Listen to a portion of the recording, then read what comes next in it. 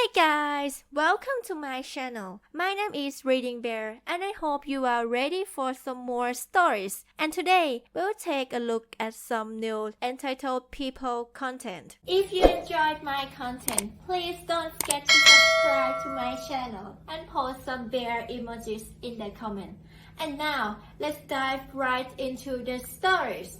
The first story is titled "I had the chance to flex my nerd muscles so I did it." So I was walking down a mall. Whenever I got time I always go to the phone department at least once to look at new phones cause I like to see the shiny new $1,000 I would never able to afford one phone. Then I got to the Samsung one and proceed to play with the foldables because goddamn that kind of phone always intrigues me. But then I was approached by a guy who's asking me about the phones in here and was going to purchase a Galaxy A32 saying that, it got 6 gigs of RAM so it's gonna be pretty fast, it'll last a long time. Me being a nerd I actually explained that RAM isn't a surefire way that a phone is fast and explained a bit about processor being the key with Snapdragon better than MediaTek if you're looking at performance's standpoint. I then recommend him if he's looking to have the phone last a long time to look at the flagships. Sure that's more expensive but you can reliably count on it longer than these mid-ranges phone plus you have the perks of IP68, this and that feature. Well to my surprise he actually considered it and then went to me and said, "Okay then I want this, points at S22, could you help me out?" To which I reply, "What?" He replied, "Well you convinced me, so you'll help me buy this one right?" Then it clicked on me and I said, Sorry I'm not actually an employee here, I'm actually also browsing the phone here haha." He went silent for a bit then said, "Well, you'd make a pretty good salesman. I would suggest you applied for the job here, thank you for helping me choose." Then he went and I said goodbye to find the actual employee. I just realized that I also wear a blue polo shirt so that's why he probably thought me as one of the employee. Still it may not be a Karen type but this is my first time being mistaken for employee so I was pretty excited to share it here. Apologies for all the misspell or grammar if I have any. The next story is titled "Getting Asked or Mistaken for an Employee My Whole Life." I'm a lady in my 20s and I'm not sure if this fits here but I get asked a lot when I go to stores for help.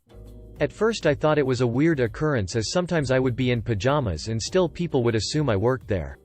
But now that this has been happening for a few years, started when I was 15-ish, I'm 24 now, I'm starting to think it's because I'm Mexican. I'm very obviously Mexican, with some asking if I'm from the Philippines every once a year, and everyone I know has made it clear they know I'm Mexican before I mention it. So the reason I'm starting to think it's BC of me being Mexican is BC most of the time this happens I'm shopping at a store in the richer and whiter part of town. I have been approached by other Mexicans assuming I work at the store, who then do a doable take and realize I am not an employee, but most of the time it's an older white folk. I usually brush people off by saying I don't work here but it's gotten to a point that I think the only reason it's happening is BC I'm Mexican and these people assume I'm a worker and not a paying customer. It could be that I just have an approachable face but it's starting to get annoying. Yesterday I was shopping with my BF, white guy same age, and when I sent him to get me something an older lady who was eyeing us for a while came up to me and asked me where something was. I jokingly told her that I couldn't even find what I was looking for and moved away from her.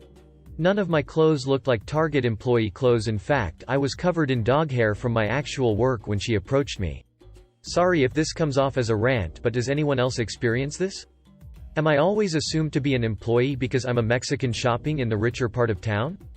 Could some people just seem more approachable than others? I am only 5 feet and I know I'm very bubbly and friendly. I tend to catch a lot of stares in public. Oh? If you also very frequently get mistaken as a worker or get asked where things are in stores, have you found a way to make it stop? I love shopping and it's getting to the point where every store I go at least one person approaches me as if I'm an employee. I love this Reddit BC. I have so many of these stories I relate to but I'm starting to realize I have too many of these stories happen to me in just the few years I've been an adult, teen. The next story is titled "Some Happy Nuggets." So this is a thing that happened today. I don't really know if this story really fits in this category, but I didn't know where to put it otherwise, and I really like to share this story. This story isn't about some crazy Karen assuming I work somewhere I do, and it actually made me quite happy laughing face. So I work at this fast food chain with a huge yellow M at the roof as a manager and a few of our trash cans in the kitchen were broken so another manager asked me if I wanted to drive to a store to get 2 new ones. But I couldn't park near the store so I had to park my car a bit further away. So I went to grab some trash cans and I was headed back to my car. This all in work clothes. So while I was walking back to my car, I walked across another store where they were doing some constructions and two women were having a smoke outside while I walked past them. So suddenly I hear, "Wait, there is a McDonald's here." It was actually like a 15-minute drive, so I explained that the McDonald's wasn't in that shopping center and I worked somewhere else. So the ladies asked me where my work was and they were sad that I didn't have any McDonald's with me. So I thought this was quite funny and drove back to work to finish my shift for like 2 more hours. And as soon as I was done, I was thinking about the two ladies, so I got them 2 boxes of 20 nuggets and drove back to their workplace, still in my work clothing. As soon as I walked across their store, I saw them, so I shouted, "I've got a present for you." The moment they saw the bag in my hand, they started to laugh and shout of excitement. They were so happy that I actually brought them some food. After that we had another little chat and they were so sincerely happy with the food I brought them, and after thanking me another 100 times I left them with their nuggets having a huge smile on my face. This was a few hours ago and I still have the biggest smile on my face thinking about this little joke just because I was getting a trash can in my work clothes. The next story is titled "Give Us Your Driveway." Cast: N. Entitled Neighbor. Ed. N's entitled Daughter. SF. Stepfather. M. Mom. S. My sister. Me. Some ugly idiot. This happened a few months ago. So at about 11:30 a.m., my family and I were getting ready to go to my grandparents for lunch. S and I were talking in the living room, and I look towards our see-through curtains, and see an unfamiliar vehicle in our driveway, blocking our car. So I say, "Whose truck is that?" as I point to it. Our truck is dark red and a Chevrolet. This one was a bright-ass red and a Ram. S takes a glance and says, "It's ours." She couldn't really see, so I opened the curtain for her and she said, "Oh. It's not ours. Lol." We then realized it was our next-door neighbor's truck. So we decided to go out into the garage to see what was going on. We saw SF and M, and they looked confused as duck. They couldn't figure out why N parked in our driveway when he has one of his own, bigger than ours. N comes out of his house with his daughter, who is Ed, about 5 or 6, and he comes around to the driver's side of the truck and opens it to get something out. SF goes out to talk to him, and right away, N is very cranky. SF. N. Why are you parked in this driveway? N. Why the duck do you care? SF. Because it's our driveway? Why didn't you park in yours? N. Starting today, this driveway is also ours. And you can't do crap about it. So I suggest you move your vehicles from it immediately. SF was dumbfounded. This neighbor was usually so nice, but we didn't know what the duck was going on. At this point, he was getting annoyed. How about no? This is my driveway, and you do not need it. Yours is already huge enough, as it is. SF said. I then notice Ed going over to our garden and picking at it. I didn't really think much of it, until I heard the ripping sound of flowers being picked. M and I look over at her again and she's ripping every single flower out of the garden. No, I said, quickly picking Ed up away from the garden. M then said, "Do not ruin our garden, please." Ed starts throwing a tantrum about how she's allowed, and N, out of the blue, exploded. "How dare you? She's allowed to do whatever she wants. How dare you stop her from playing?" He yelled so loudly it echoed throughout the ducking street. M. She wasn't playing. She was destroying the garden and we aren't going to allow that. This is where N crossed the line. N. Shut the duck up, you dumb whore. You women have no right to speak, and are just using SF for his money. Oh my god, I don't think I've ever seen SF so angry. Get yourself, your daughter, and your truck the duck off my property before I call the ducking cops. SF said, basically turning red with anger. N went a bit pale when SF mentioned the cops. He quickly put his daughter back in the house, and moved his truck into his driveway. He then didn't talk to us for weeks. A week later, though, his wife came to our door and apologized for his behavior, and said he had been drinking. My god, dude. The next story is titled Book Fight. Back in the early 90s I was in secondary school, high school, in the UK, and I was badly bullied. One of my bullies stole my school bag, unzipped it, and threw it upside down into a bin, garbage can. All my school books and other stuff inside was ruined. The school had to replace all my textbooks and workbooks, but as this was the 90s they did naff all about the bullying. The school culture of the time was, kids need to work this out for themselves, and only stepped in when they were witness to any violence.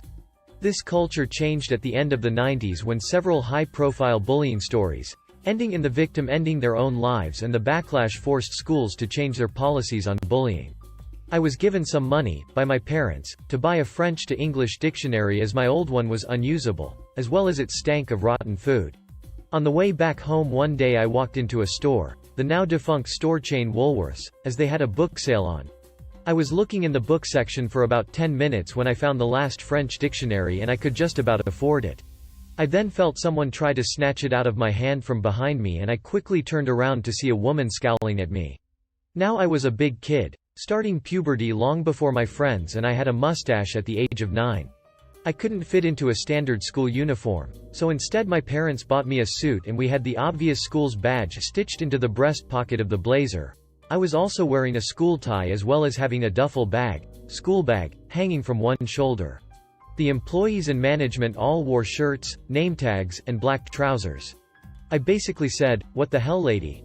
I found this book first," and she just screamed at me incoherently at me for a few seconds before shouting, "You shouldn't be buying things while on the clock and sale items should be sold to customers first."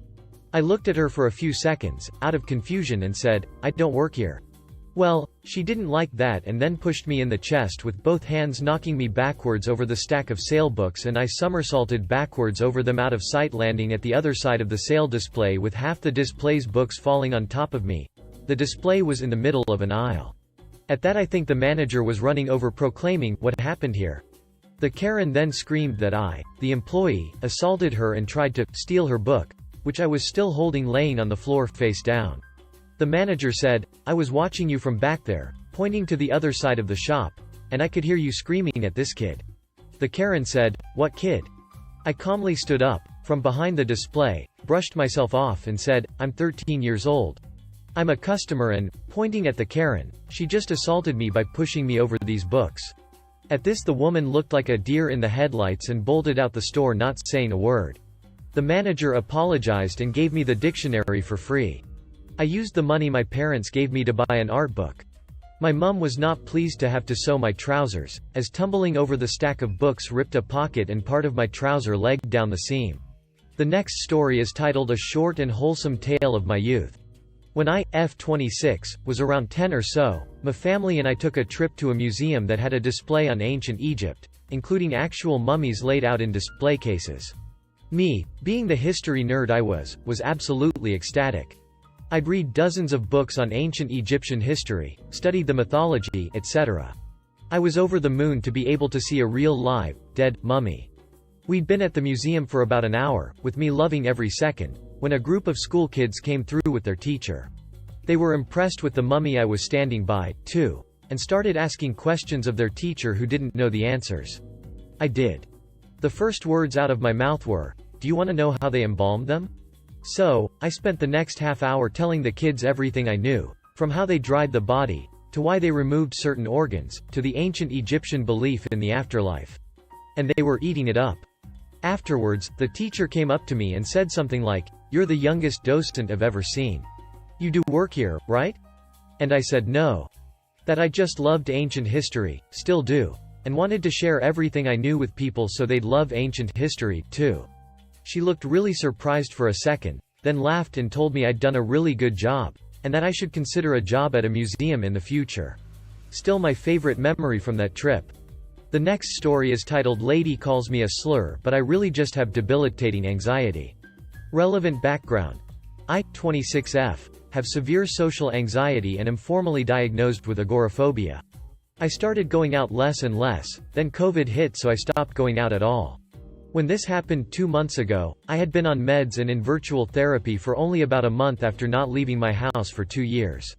Part of my therapy is getting out of the house a little bit at a time, and this was my first trip out to a real public place.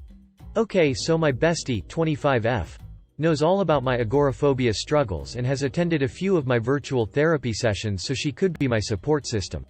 She suggested we try to go do something, and we decided on making a quick trip to one of the little neighborhood mart of Walls. We actually made it all the way through the store with minimal panic, but I was feeling overwhelmed by the checkout situation.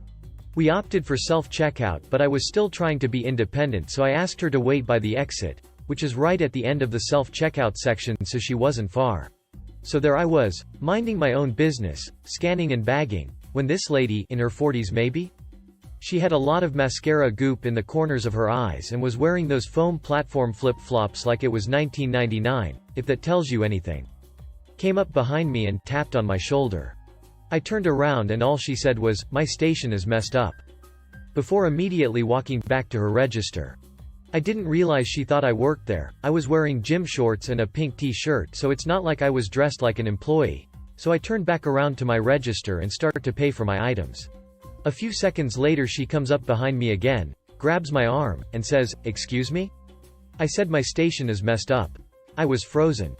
I had no idea what to do and couldn't think of any words, so I just kind of stared at her, and her mascara goop, trying to calm myself down. I wasn't trying to be rude. I was genuinely panicking and trying not to have an entire breakdown in the middle of the self-checkout. She starts raising her voice at me saying, "My station is messed up. It is not working. I need it to be fixed. How else do I need to say it for you to help me?" I was so anxious I thought I was going to throw up. "If you know you know," and she continues with, "What is your problem? All I need you to do is swipe your little card. This is self-checkout. Your only job is to make sure the stations are working." At this point everyone around us had turned to watch the show, and Bestie, having seen my obvious distress, came up to my register. She immediately recognized what was going on and very calmly said, "Ma'am, she doesn't work here." I swear you would have thought she had just slapped this lady in the face or something. The lady starts yelling at us. She could have said that the first time instead of staring at me like our term for a special needs person. Was I supposed to read your mind? I still hadn't said a single word. I could feel my face burning and my eyes filling with tears. It was not good. Bestie immediately steps up and yells back at the woman, "Why would you assume someone in gym clothes is on duty at MARTWAL? What about her using her own self-checkout register would lead you to believe she is working right now?" Bestie grabbed my card out of the machine. Yes, that annoying remove card beep had been going off for what felt like forever, picked up the bags and the receipt, and told me to come on. I followed her out and turned back to see the lady standing in the same spot just staring at us as we walked out. I know the altercation was partly my fault because I didn't just explain that I didn't work there in the beginning, but also, what kind of person comes up to an employee and grabs them out of nowhere, then calls a stranger a slur because they made a mistake? If you enjoyed the video, please subscribe to the channel and post some bear emoji.